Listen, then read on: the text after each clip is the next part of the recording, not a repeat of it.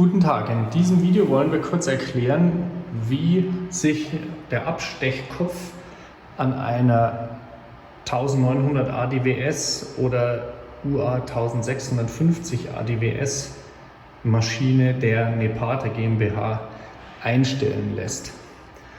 Wichtig für einen guten Schnitt mit dem Abstechkopf ist, dass der Anstellwinkel aus der senkrechten Achse heraus passend zum Messer, sprich zu dem Schliff der eingelegten Klinge und passend zum abgestochenen Material gewählt wird.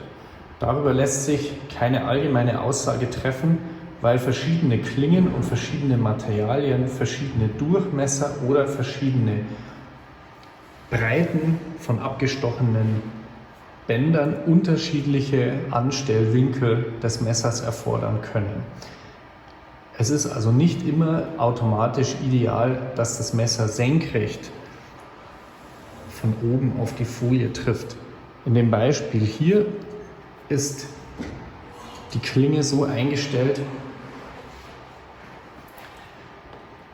dass es einen leichten Anstellwinkel gegen den Uhrzeigersinn gibt, wenn man von vorne mit einem Winkel hier auf die Klinge blickt. Da ist also unten ein Spalt, weil der Kopf leicht gegen den Uhrzeigersinn eingestellt ist, um mit dieser Klinge entsprechend gerade Abschnitte zu gewährleisten.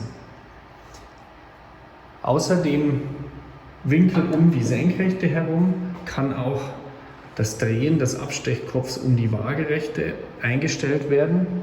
Hier gilt, dass die Klinge so auf das Material treffen muss,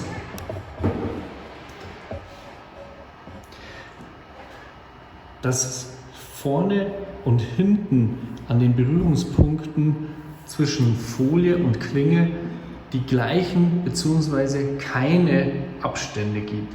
Sollte es so sein, dass die Klinge beispielsweise hinten anliegt und vorne ein Abstand sichtbar ist oder umgekehrt, ist der Abstechkopf nicht korrekt eingestellt und muss gedreht werden. Hier gibt es so etwas wie Anstellwinkel nicht, sondern genau der Verlauf der Folienkante muss von der Klinge auch abgebildet sein, dass es hier keine Querkräfte beim Schneiden gibt. Diese Freiheitsgrade können an dem Sockel, an dem Fuß des Abstechkopfs eingestellt werden. Und zwar folgendermaßen: eine Drehung des Kopfes, um eben hier diese Parallelität zu gewährleisten, erfolgt über die beiden Blockierbolzen links und rechts. Diese müssen gelockert werden, die Kontermuttern, die hier sichtbar sind, müssen gelockert werden. Danach kann über einen Inbus diese Gewindestange entsprechend der gewünschten Drehung entweder raus und rein oder rein und raus gestellt werden, um den Kopf leicht zu drehen. Danach werden diese Gewindestangen in der Position über die Kontermutter wieder gesichert. Um die Drehung von dem Kopf überhaupt zu ermöglichen, müssen dazu diese 3 Schrauben hier unten gelöst werden, damit überhaupt der Kopf mit diesen Gewindestangen hier verdreht wird. Wenn die richtige Position dann eingestellt und diese Bolzen gekontert wurden, wird der Kopf unten wieder gesichert. Idealerweise über ein M8 Inbus-Schlüssel mit entsprechenden Drehmoment. Die andere Drehung um diese Senkrechte gegen und mit dem Uhrzeigersinn wird ähnlich eingestellt. Auch hier werden diese Schrauben gelockert. Je nachdem, in welche Richtung man den Kopf neigen will, wird eine der beiden Schrauben hier sogar ganz entfernt und dann der Kopf leicht zur Seite bewegt, um hier einen Spalt aufzutun. Und in diesen Spalt werden dann von Nepata zu beziehende Passscheiben eingelegt, die eine Stärke von 0,5 mm haben.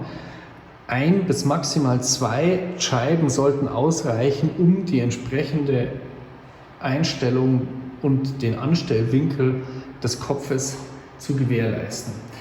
Diese Passscheiben werden also in den zu bildenden Spalt zwischen dem Sockel und dem Abstechhebelfuß reingeschoben und dann die Schrauben wieder vorsichtig festgezogen.